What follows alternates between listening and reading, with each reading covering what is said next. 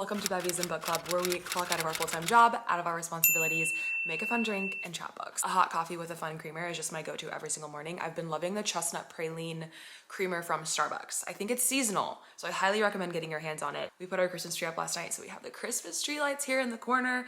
Vibes are vibing, and I'm so excited to talk about the book today. This book has been on my shelf for 2 years. I'm not exaggerating. I was intimidated by it. This book had so much hype. The book we're talking about is If We Were Villains. This is the moodiest, perfect dark academia wintry book to read this season if you're looking for one. This book follows 7 fourth-year theater students at a very prestigious fine art school, okay?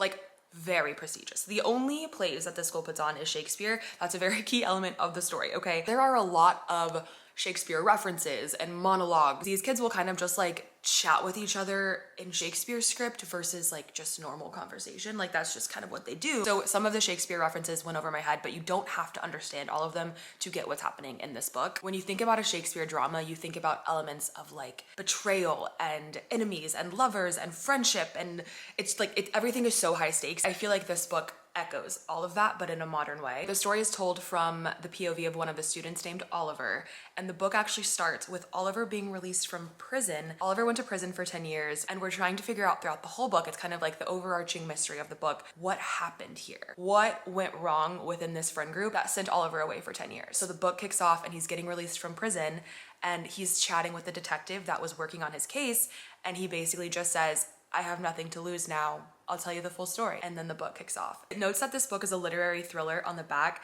I would say it almost leaned, in my opinion, a more literary drama.